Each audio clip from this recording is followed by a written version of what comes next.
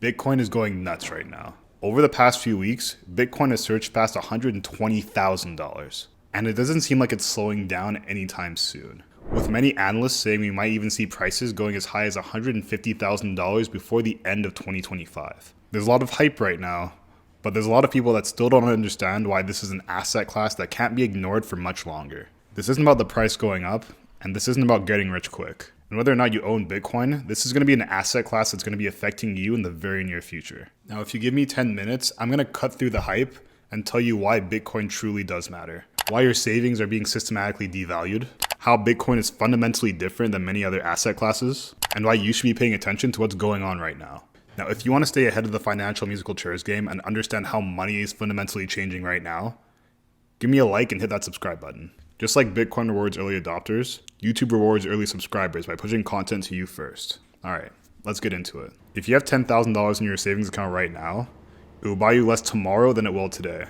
And this is by design. The US Federal Reserve targets roughly 2% of inflation per year. That means that the government is actively trying to make you lose 2% of your purchasing power every single year. And that means at the bare minimum, your money is going to lose half of its purchasing power within the next 35 years.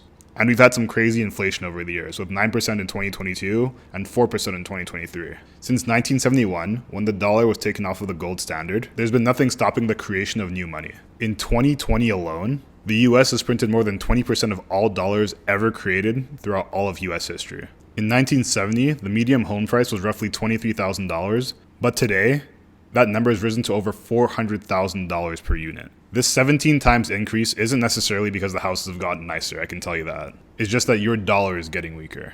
With annual raises increasing about 3% per year, and annual real inflation increasing by about 5% per year, you're actually losing money holding onto it into a bank account. Here's what's going to make Bitcoin completely different. Firstly, there will only ever be 21 million Bitcoin ever created. This isn't a promise from a CEO or a policy from some government. It's written within the code itself. And changing this would require the whole Bitcoin network, which includes millions of computers, thousands of exchanges and users and miners. All of these entities would have to be in agreement for this. Bitcoin creation also gets cut in half every 4 years. The last of these halvings actually occurred in 2024. Now only about 450 coins get minted daily. In 2028, that number gets dropped down to 225. And in 2140, the last Bitcoin will be mined, and then that's it. The Federal Reserve can create more dollars whenever they want. Trillions of dollars appeared in 2020 during the pandemic, and trillions of dollars appeared in 2008 during the financial crisis. There's no cap, there's no limit, there's no maximum supply.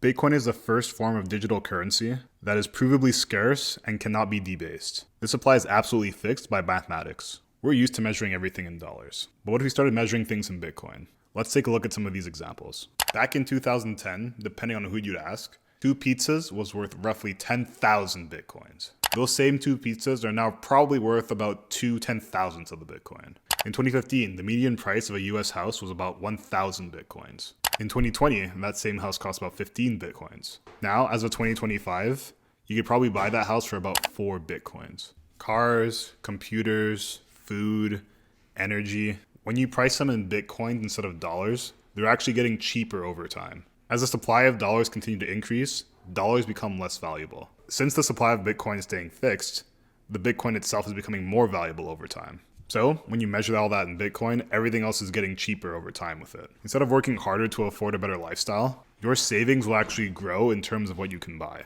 If you need a better example than that, how about we play a game of musical chairs? Right now, imagine all the wealth in the world sits in 4 musical chairs. The first chair has gold, the second chair has real estate, the third chair has stocks, and the fourth chair has bonds. Right now in this game of musical chairs, the cumulative wealth of each player in this game of musical chairs is roughly $1.6 quadrillion. Everything that we store our value in is currently competing against each other. Gold has gone up more than 50% this year, and a good reason for that is that the owner of foreign bonds is reallocating their money from those bonds to gold. The real estate guys want you to sell your stocks so they can buy more of their real estate. The gold guys want you to sell your real estate so they can buy more gold. The stock guys want you to get rid of those foreign bonds so that you can put more into their market. And it keeps going in this never-ending cycle. Now imagine if somebody introduced a new chair into this cycle called Bitcoin. As Bitcoin gets more widespread adoption, many of these other investors from these different sectors are now starting to look into it. As Bitcoin gets more popular, the gold investors start to look over. They're currently sitting in roughly a $15 trillion market cap, and they're thinking, a scarce store of value that can't be debased? That sounds pretty familiar. And then not only that, but it's also divisible, easy to transport, and verifiable instantly. Now some of those guys get up and start to move some of their assets into the Bitcoin share. Next, we have the real estate investors. They're sitting there paying property taxes, dealing with maintenance costs, and they can't just easily sell a piece of their property. They see those Bitcoiners getting purchasing power without any of those headaches. Now people start to get up from the real estate chair and now start moving towards the Bitcoin chair. And then you have the bond investors who have just been getting pummeled over the last several years. They're earning 3% or even 4% if they're lucky on some of these bonds, while inflation's increasing at 5%. That's almost a guaranteed 2% loss every single year. Now they're interested in the purchasing power of Bitcoin, and then they start moving some of their assets into the Bitcoin share. I hope you're able to see where I'm kind of going with this. Over time, as more and more of these financial sectors start to move their money into Bitcoin, it's soon going to be an active player in this game of musical chairs. And now that we have ETFs approved for Bitcoin, it's not just going to be individuals that are moving into this space. It's pension funds, wealth managers, institutional allocators. BlackRock's Bitcoin ETF has seen billions of dollars of inflow over the past several days. These are the people managing millions of dollars of money for everyday investors. Over time, as each individual is moving from their current asset share to the Bitcoin share, you're going to start to see two things happen. You'll see the price of Bitcoin go up, and the relative value of the asset that they left behind goes down. This will create pressure sitting on everything sitting in the yield chairs. Right now, Bitcoin's market cap is sitting at over $2 trillion as of October 1st, 2025. It still has a ways to go in order to catch up to the other players of the game. We have gold at over $10 trillion right now. Global real estate's over $300 trillion. Stock market's over $100 trillion. We have bonds over $130 trillion. And even if 5% of the money in the other musical chairs flows into Bitcoin, now am I saying that's going to happen like this year or in the next year? Maybe it will, maybe it won't. Nobody really knows for sure. But right now, we're in the middle of a financial revolution. Not all at once, but through a cascade.